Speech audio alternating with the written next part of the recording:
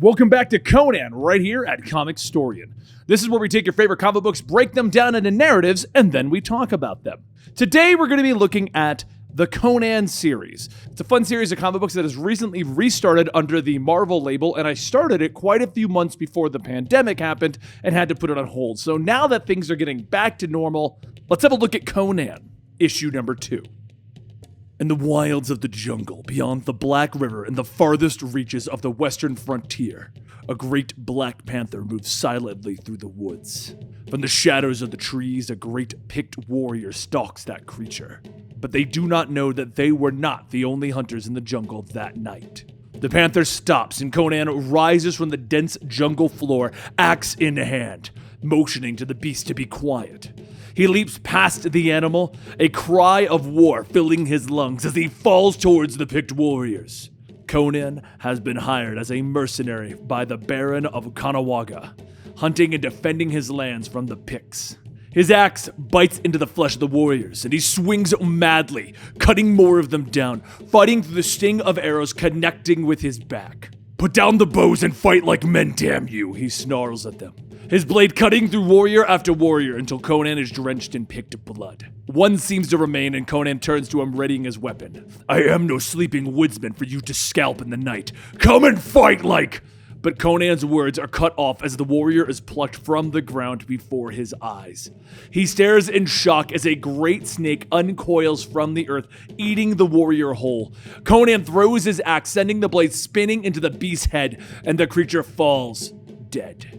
But Conan turns as more of the snakes begin to materialize out of the jungle around him, and they begin to devour the dead Picts, swallowing them whole. Conan pulls free his sword, taking a fallen Pict hatchet in his other hand, smiling. The monsters attack and Conan swings his weapon, blood flowing and the venom burning as the world is drowned out by Conan's own roars and the screaming of the snakes. Yet finally, Conan falls into darkness. He awakens screaming, sitting up quickly from a bed of straw. "Relax, Cimmerian. You are not dead and this is not hell," a voice calls down to him from the doorway of the hut. The picked shaman stares down at him.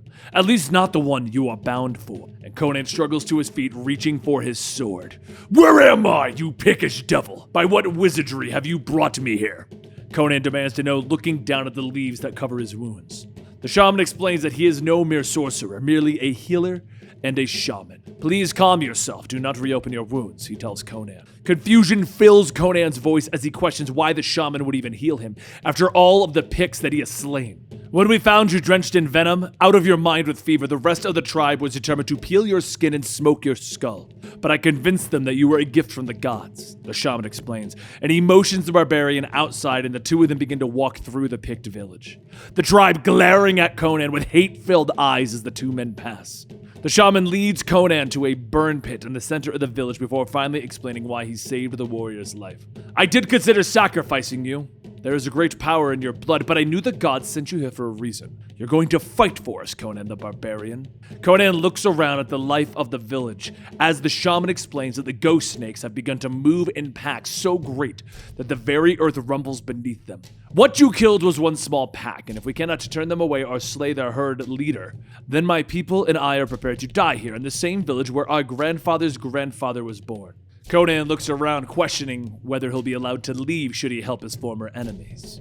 "Help us and I promise you safe passage through the forest," the shaman tells him. Conan turns to the man, nodding. "I'll fight your snakes, shaman, to settle the debt I owe you for saving my life, but if anyone in this village hopes to claim my skull, I promise you won't live long enough to ever be eaten." The shaman nods. "So be it. Welcome to the life beyond the savage border, man of Cimmeria. Welcome home." Time passes for Conan, and during the day he would lead the hunts, trying to burn the snakes in their dens. Fire burning in the forest as Conan fought side by side with the picked warriors, their blades cutting through the monsters that were the ghost snakes.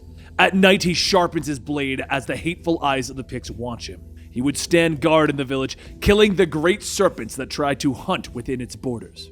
As time passed, the hardened stares of the Picts began to soften. Soon they shared their wine with the barbarian. They sat around their fire. They took comfort in the arms of their women. And in the light of a roaring bonfire, Conan watches the dancers and he smiles. The great howling went on for 3 nights. The ritual was meant to draw out the herd leader, the king snake. the great serpents slithered closer to the village where Conan and his warriors wait quietly. They draw closer and Conan raises his sword, the roar that escapes his throat mixing with the howls of the picked warriors. Metal meeting meat as the warriors meet the snakes in battle. And the serpents begin to fall, but the warriors won't last much longer. "Shaman! We can't kill them all! Which one's the crom-damned king snake?" he asks, his sword biting into another beast. "You'll know it when you see it," the shaman calls, waving his torch about. His blade cleaves another snake's head as the serpents fall around him. One's beginning to ensnare him. The muscles constrict and Conan gasps as he looks up into the largest snake he has ever seen. The monster's hood extending and it hisses at the warrior, hate and anger gleaming in its eyes. The beast attacks, but Conan manages to pull his arm free, swinging his mighty sword in the killing blow. Later, the fire roars high as the great king's head lays burning in the ashes, and the village cheers at their victory for those that fell in the battle. But one is not among them. "Leaving already, Conan?" the shaman asks, finding the warrior at the edge of the village. "There is snake to be eaten and wine to be drunk." But Conan turns, telling the man, "I should be getting back across the river. Unless you're going back on our deal." The shaman smiles, telling the young warrior that he would never do that, and that he can leave at this very moment if he wants to. "Or you could stay," the shaman says, motioning to the village that owes Conan a great debt now.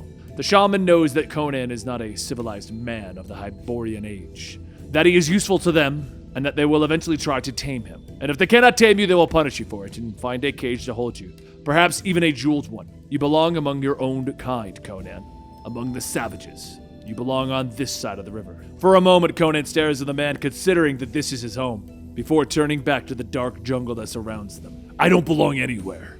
Not for long, at least. If I want a home, I'll have to make it myself, with my own bloody hands and the weapons that they're holding." Conan turns, taking up his axe, stepping into the woods. "I'll find my own way across the river, shaman. I always have." And with these words, Conan is gone into the darkness. He returned to the lands of the civilized men, yet he found that the wine wasn't as sweet as it was before. In the night, he swore that he heard the drums of the Picts. Leaving the inn one night, he failed to see the two children dressed in red robes, knives in their hands.